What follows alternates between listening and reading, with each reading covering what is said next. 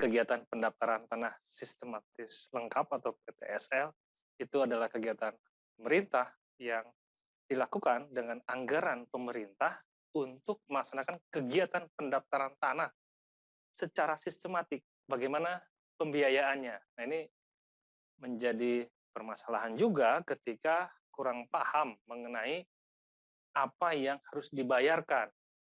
Jadi ada tulisan gratis.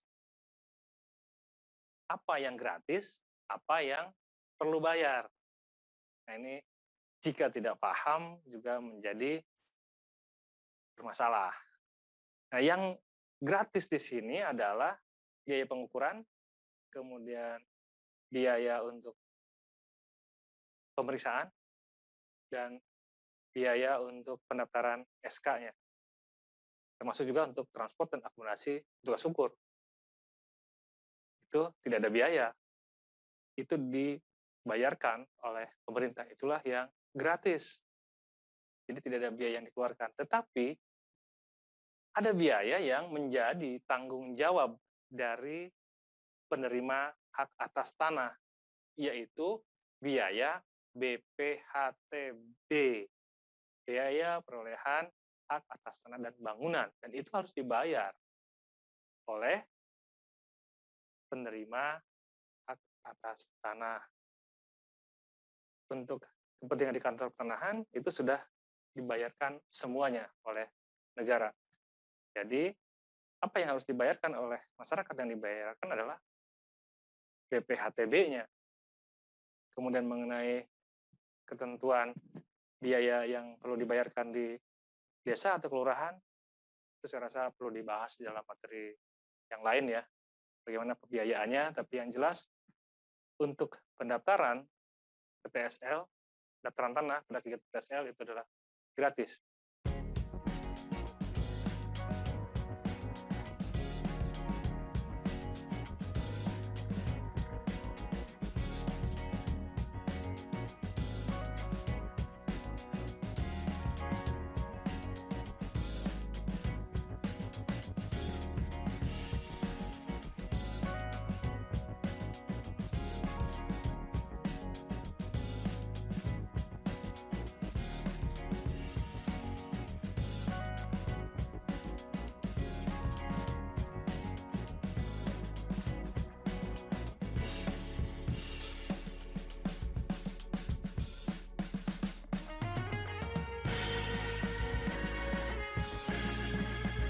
Yang dimaksud gratis di sini memang tidak ada yang perlu dibayarkan ke kantor pertanahan. Jadi sudah dibayarkan oleh negara untuk kegiatan PTSL ini. Namun kewajiban dari pemilik tanah tetap harus dibayar, yaitu BPHTB. Nah, untuk BPHTB ini ada hitungannya. Ada ketentuan yang memang untuk mempermudah, untuk percepatan, maka dapat dengan BPHTB terhutang. Apa yang dimaksud dengan BPHTB terhutang? Pensertifikatannya diproses terus. Nah, ketika pemilik tanahnya ini tidak memiliki dana untuk membayar BPHTB, maka sertifikatnya tetap diterbitkan. Namun, ada catatan. Catatan adalah belum membayarkan BPHTB-nya. Nah, catatan ini akan hilang ketika sudah dibayar BPHTB. Kemudian, kapan ditagihkan? Sebetulnya ditagihkan BPHTB itu pada saat prosesnya. Namun karena ada masalah di pemilik tanah, karena mungkin masalah keuangan, maka BPHTB-nya terhutang. Tapi itu adalah tetap kewajiban. Nah, ketika nanti ada peralihan, misalnya tanah tersebut yang sudah disertifikatkan dengan kegiatan PTSL akan dijual, maka pada proses jual beli itu nanti kan akan balik nama. Maka BPHTB-nya wajib dibayarkan terlebih dahulu. Jadi untuk kegiatan ini sebetulnya sangat membantu sekali bagi masyarakat. Jadi sangat disayangkan jika tidak didaftarkan tanahnya pada kegiatan PTSL yang mungkin sedang dilaksanakan di wilayahnya. Jadi segera dibantu di prosesnya dan mudah-mudahan dengan demikian maka seluruh bidang tanah akan terdaftar. Bagaimana jika lokasinya belum masuk di dalam penetapan lokasi kegiatan PTSL? Apakah bisa ikut PTSL? Ya tentunya karena wilayahnya berbeda, maka perlu menunggu terlebih dahulu lokasinya dijadikan lokasi kegiatan PTSL. Jika ingin cepat bisa segera daftarkan secara sporadik masing-masing. Nah, kalau pendaftaran masing-masing ada yang harus dibayarkan karena tidak dibayar oleh pemerintah. Dan untuk pembiayaannya juga sudah terkoneksi secara langsung pembiayaannya, termasuk proses pendaftarannya juga sudah ada aplikasi yang bisa memantau semuanya. Di mana berkasnya, sudah sejauh mana, yaitu aplikasi Sentuh Tanahku.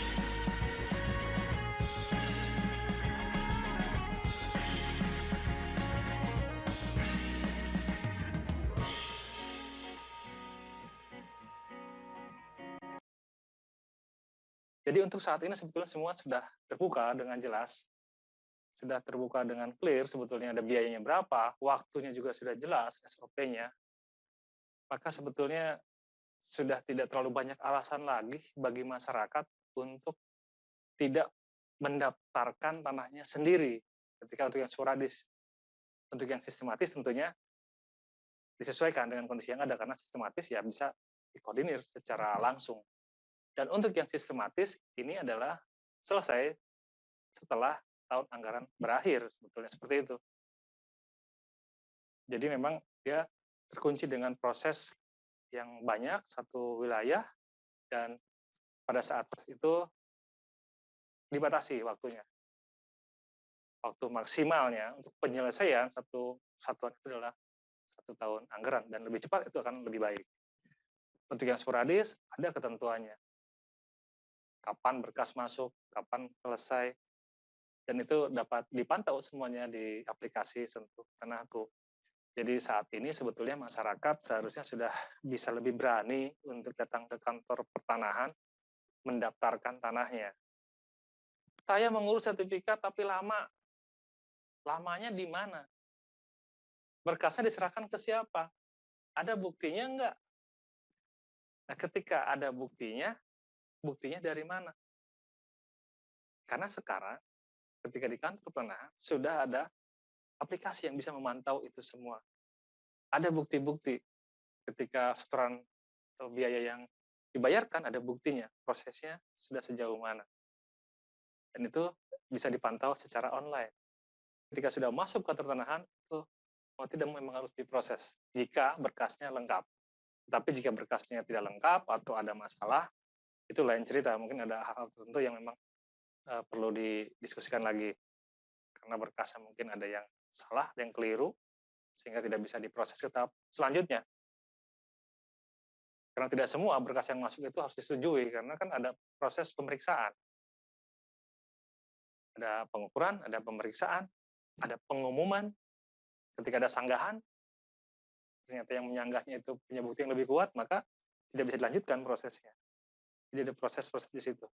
Namun secara umum jika semuanya jelas, semuanya berkasnya juga clear, itu bisa diterbitkan untuk sertifikatnya dan prosesnya semua sudah jelas, biayanya, waktunya.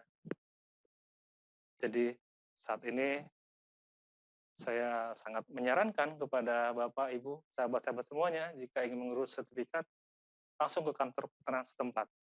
Dan jangan lupa untuk bukti-buktinya, tanda bukti penyerahan berkas, tanda bukti pembayaran diminta.